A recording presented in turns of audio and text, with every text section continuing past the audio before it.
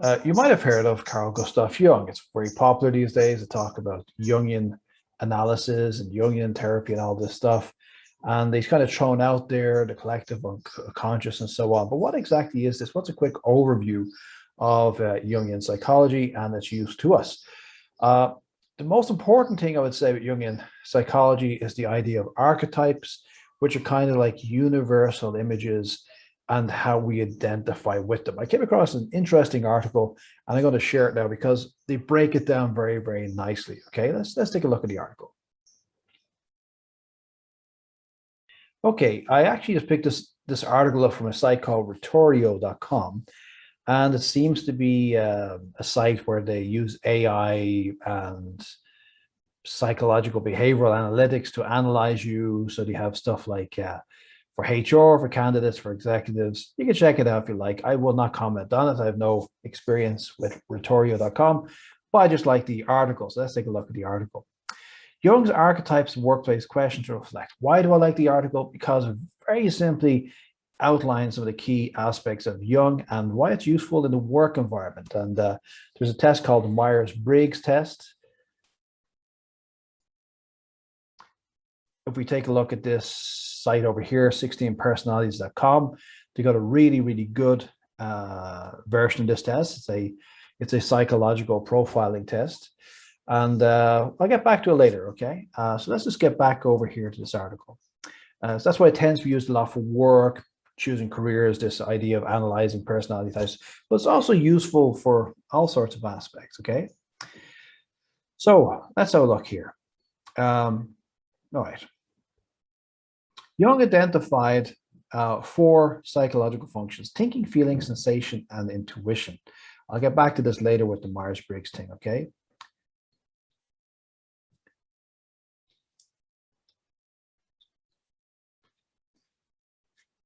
Jung's work on personality impacts the field of personality research, also impacts you and how you navigate the workplace.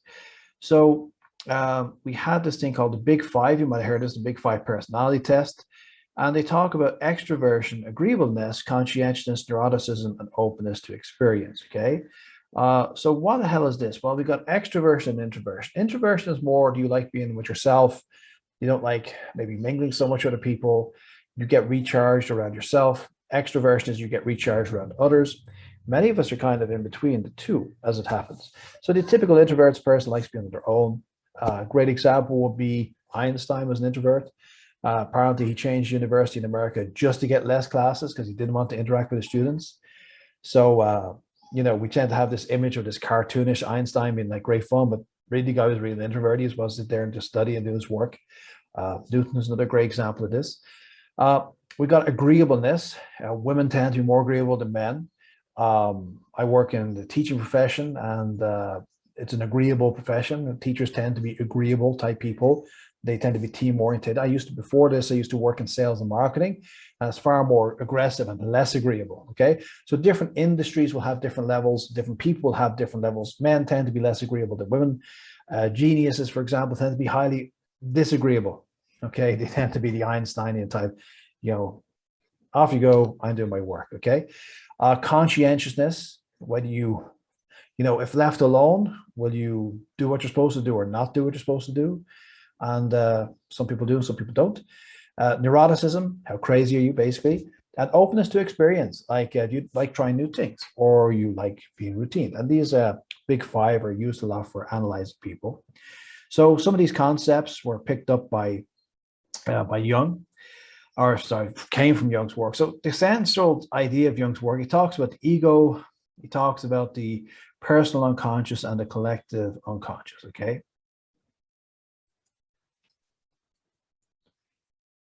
So here's a nice diagram of Jungian idea of the mind. Now, you might have heard of Sigmund Freud. Sigmund Freud was the mentor of Jung in his early days. And Freud has the idea of a conscious mind and an unconscious mind. In this channel, I tend to say subconscious because it's more populist than saying unconscious, but basically the same things. But the idea is that you have a you who's the ego, and then you have a subconscious or unconscious self, which is the part of you that's not showing. And according to Freud, we are repressed in order to fit into society. And so everything that's repressed goes down there. We can also elaborate when we look at the different mechanisms that Freud talks about. And if you look at, say, the law of attraction ties into a lot of this as well, which is basically that the subconscious mind, the conscious mind is the master, the subconscious mind is the slave, the conscious mind is the decision maker, subconscious mind is the doer. The subconscious mind as such doesn't have an ego, but there are many mini cells inside there. So the subpersonalities do have an ego, but the main subconscious mind is almost like a big machine, and it basically protects you from things which would upset you. So it represses things that make you fit in. But in the process of helping you fit in, it also cuts you off from certain creative vital energy as well. And it helps you get on with things, and whatever you program it with, whatever images, thoughts, feelings you have repetitively, you're training it to think a certain way, and it will try and produce that in your life. That's a basic theory of the conscious subconscious. Now, the little change with Jung, if you just look here, he has the ego, he has the personal unconscious mind, and the collective unconscious. And so this is the difference.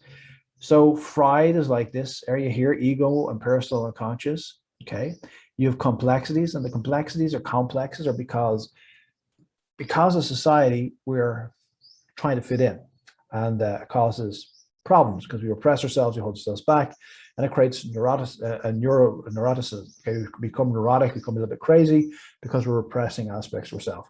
But with the Jungian model, you have a collective unconscious. Okay, so the collective unconscious is where we all are one, and it's very much this kind of hippie new age idea of you have God is source, we're all part of God, we're all part of one, and so on some deeper level we all interconnect. Okay, so that's where Jung gets a little bit different than Freud, is the idea that there's something behind everybody that's the same and we're one.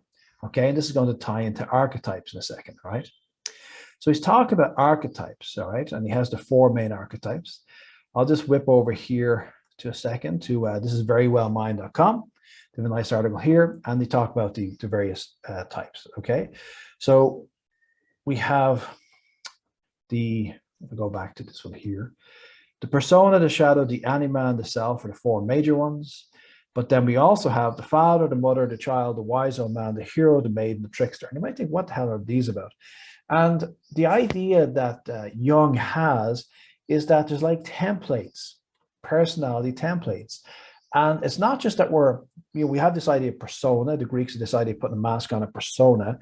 But it's not just persona, it's templates for understanding the world and being in the world. And so we have a social self. So the part of us of work tends to be this social self that fits into work. Okay.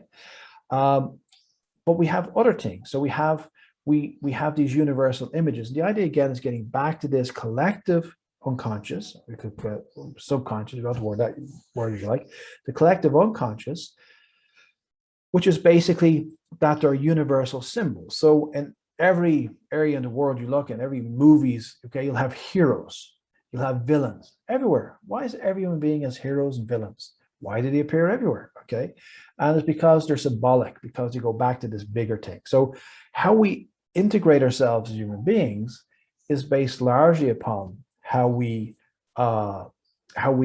connect symbolically. Okay, so because we're not just a conscious self, okay, a lot of neuroscience will believe we are just an output, that our conscious mind, that me who's doing this, you who's watching this, we're just taking stuff in. We're just an output of our biology created us, maybe perhaps even just to survive. Some people actually believe that. And this is the opposite end. The opposite end is that you have God, and we're all part of tiny bits of God, you know, Aquinas. Each human being is like a thought in the mind of God, which I like. I think that's very quaint.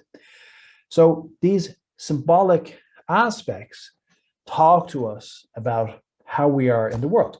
So the father, for example, is the authoritative figure. The mother is the nurturing figure. The child is innocence. The wise old man, okay, like Gandalf, okay? He's a wise old man. The hero, of course, is the hero.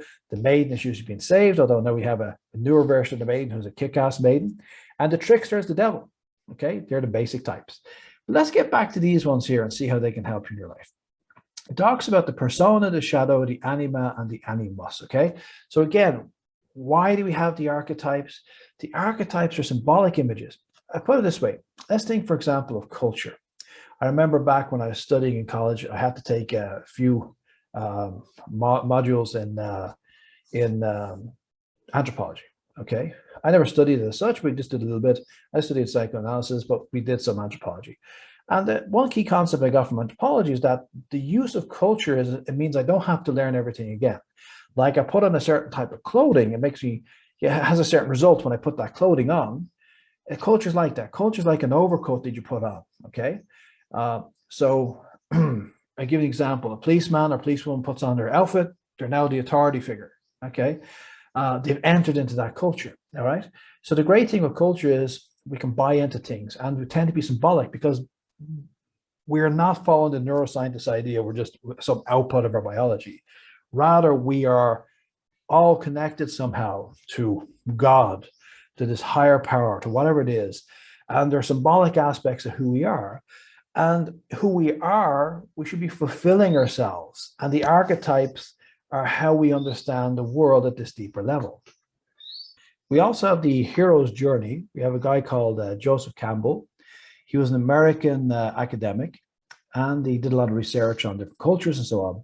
And he came up with this idea for stories. And if you look at why is it modern movies, for example, suck so much as they've forgotten the hero's journey. We have a lot of characters these days who just seem to have powers and don't have any what's called a arc, okay, for the character. The hero's journey is you have somebody who is called to adventure. They have little challenges along the way. Somewhere along the way, they get completely lost. They enter the abyss. They just completely lose it halfway through the movie. Then they start toning themselves. Then they return. And then they achieve success as they bring themselves to a higher level of being, overcoming the problem, overcoming the challenges. That's the hero's journey. And that's why we like a lot of movies and literature so much, is because the symbolic sense of fulfilling something. And the reason why modern movies tend to suck so much in the present nihilistic atmosphere of Hollywood, they are so much into this, let's be real, let's be angst-ridden. Yeah, but movies are never about being real, okay? Movies are really an analogy for dreams.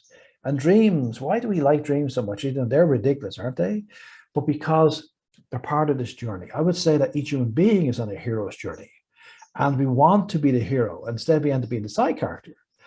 And we need to work through these symbolic aspects of our life and getting back to here, these archetypes which need integration. So we have a drama. When you sleep, for example, you notice how your dreams are busy and all sorts of stuff, and there tends to be a lot of anxiety in dreams because actually you've got a lot of anxiety in your daily life. And you're repressing in order to fit in. But that's creating neurosis, like anxiety, depression, phobias. What's all this stuff coming from? An inability to connect with others, always in your head, not able to communicate with others, because you're repressing who you are and you're not fulfilling your hero's journey and you're stuck. So let's get back to this and take a look, and we'll get back to that in a second. So he talks about the persona, the shadow, the animus, the animus, okay? So the persona is who you appear to be, okay? The mask you put on. I saw a very good ad a few years ago, British ad. It was British or Irish, not sure. It was an ad on depression. It has these young guys having fun. And then the guy goes home and takes off the mask and he's very sad. And that was a very simple, nice way of talking about depression, because a lot of people are depressed, but you don't know they're depressed because you don't tell you they're depressed, and actually inside they're feeling awful, okay? So the persona is who you appear to be. And the persona can also be a little different to personas. Like we've got the persona we have with our family is different than the persona we have with our work colleagues, which is different than the persona that we have with our friends, which is different than the persona we have when we meet somebody for the first time, which is different than the persona we have if we're in a life or death situation. These are all personas. So the roles that you play as an actor in life is your persona. Nothing wrong with it. We have a social aspect, okay?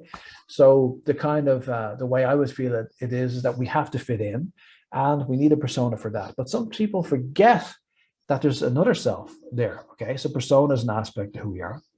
The shadow is anything you cannot see, okay? The part of yourself that you don't like to see. Everybody has a shadow self.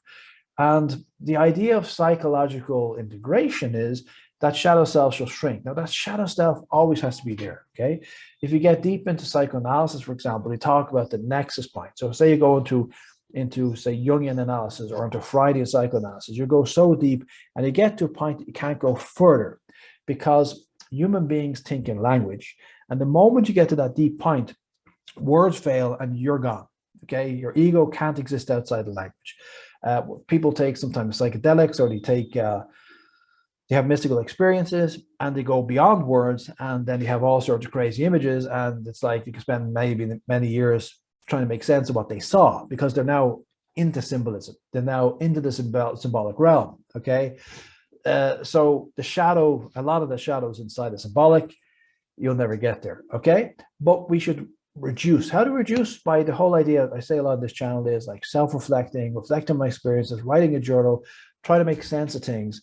And we start saying, hey, I was a bit of an asshole there. That is a great moment because everybody's an asshole sometimes.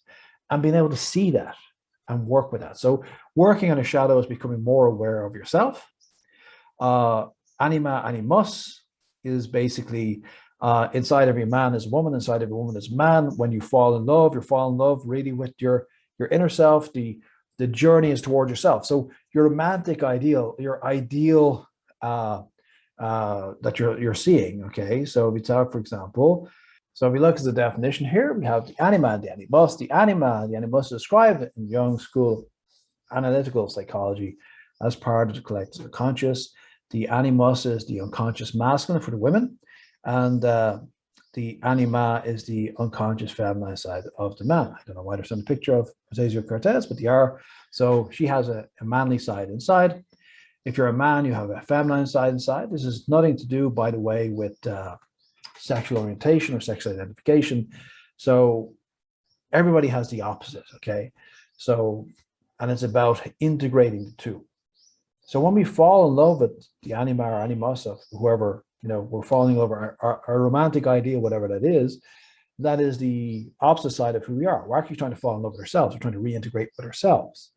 Okay, so there was one of the mythos was there used to be once upon a time human beings which are male and female, androgynous, and they have many arms and legs and all this stuff. These are myths, but they're talking about wholeness. Okay, so men and women, and I speak that very broadly as in the masculine and feminine people, whichever way you identify with, sexually or whatever, is no problem. But you're always looking for the opposite to balance. Okay, so the key takeaway, the anima animus, is as a man, I'm trying to balance my inner feminine. Okay, as a woman, I'm trying to balance my inner masculine. If somebody is a transsexual, whatever, it's still the same thing, but it might be reversed, but still balancing the two over.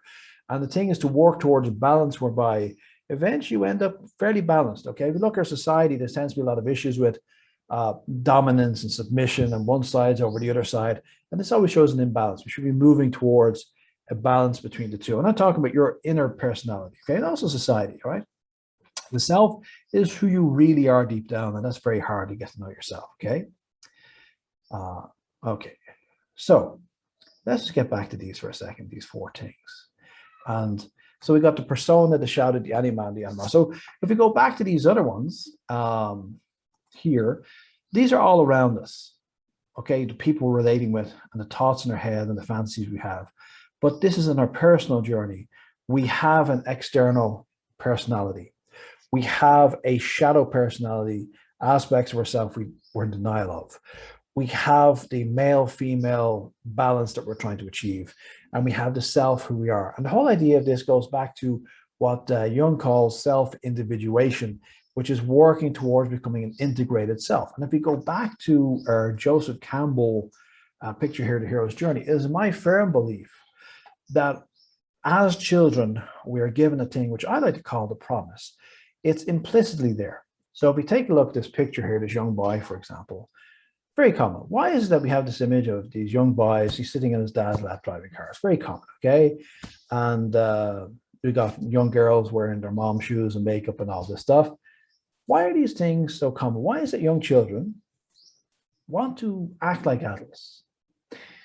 Because of what I call the promise. The promise means that implicitly we're telling the child, okay, let's have a look. You are the hero, and you're going to become the hero someday. Because remember, when you're a small kid, your mom and dad, they're heroes. They're gods. They're wonderful. They're great. And I'm going to be just like my mom. I'm going to be just like my dad. I'm going to be a hero. Okay. So this is what we're implicitly saying in society. And the big shocker we get when we hit our teenage years is we realize my mom and dad are flawed. They are not perfect. Matter of fact, they're nut jobs, probably. Okay. They're crazy kind of silly people with stupid ideas, and well, God knows what they're on about. And we get a bit older, more mature, and realize mom and dad weren't that bad. And actually, I'm pretty much like mom and dad as well. But the point is that promise is broken. And the reason why is very simple. If I go back to this other diagram over here, yeah, here. Okay, so what we have is to fit into society, we have to repress ourselves, and it creates complexes. And those complexes create neurosis. Typical things like anxiety, depression, fears we can't put a handle on, an inability to connect with other people, inability to be in the moment now. All of this is because of repression. And so we have to work through this, and we can't unrepress everything, but we have to try and, as much as possible, create personality integration. And the concept of Jung, which I think is very nice here, is the idea that we are actually all connected on the universal level. And we have these things called archetypes, which make it easier to make sense of life. Okay. So because of the archetypes, we tend to identify with this person feels like my mom or my dad, or she's so innocent, I have to help her, or the wise old man or the wise old woman. Okay. To hear, why is it we identify with these things? Because we live in a symbolic order, deep down behind our conscious mind, behind our subconscious mind even. And this is the greatness of Jung, was behind our subconscious mind. Because the problem with Freud was, yes, it's the subconscious, but it's all a little bit depressing. But when we get to the collective unconscious, the idea is, no, there is God. There is something bigger. We are transpersonal. We can connect at a symbolic level. We are symbolic creatures. It's not just about reducing pain and getting on with life. We can be something bigger. We can be the hero. And so working through things like the persona and the shadow and the anima and the animus, we can help integrate ourselves, okay, and find the real self and integrate the real self. And that's the greatness of what Jung, I feel, has to offer. And getting back to this hero's journey, I feel, is we should be on the hero's journey, and we should be living higher. The reality is, up to now in humanity, most people are just about getting by. But we can go beyond just about getting by and live a more heroic lifestyle. That doesn't mean we have to be rich, because everybody can't be rich, but we can live a more happy, self-fulfilled life where we're fulfilling the promise. And the promise is, I'm going to be heroic. I'm going to be a hero in my own life. I'm going to be the star of my own life. That's the actual promise that you were given by society, by your parents, by everybody. Okay. One final thing, I'll just go back to the 16 personalities thing. I can find it here. Oh, here you go. This is used a lot for like helping people find out their, what job they can do. This website is free. They do have an upgraded version as well. And I think it's really good. You should, a lot of information. Some people criticize it's called the Myers-Briggs Tests. Myers-Briggs. Okay, so we have the Myers-Briggs.org, and they were a mom and a daughter who used the concepts used by Jung for a psychological profile test. Okay, and a lot of people criticize it because it's kind of an opinion test, and your opinions change, your personality changes. And my feeling regarding Myers-Briggs, any personality test, personality is in flux. We never fully understand the personality. You should not take any personality test too seriously. For all the detractors of Myers-Briggs, I think they're a bit too hard on it. You shouldn't be taking Myers-Briggs as gospel. And if you go and do a psychological test that you picked up on the internet, I mean, don't take it too seriously.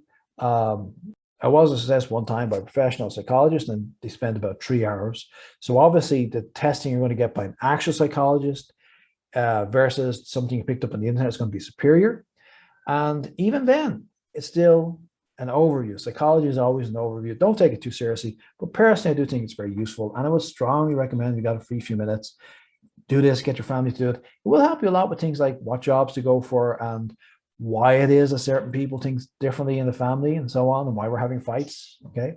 So that's all I just wanted to do today, was a quick overview. It's a very, very big, complex topic, but hopefully to give you some introduction to the Jungian archetypes. And I'm sure you give you a picture of Jung in case you haven't heard of him.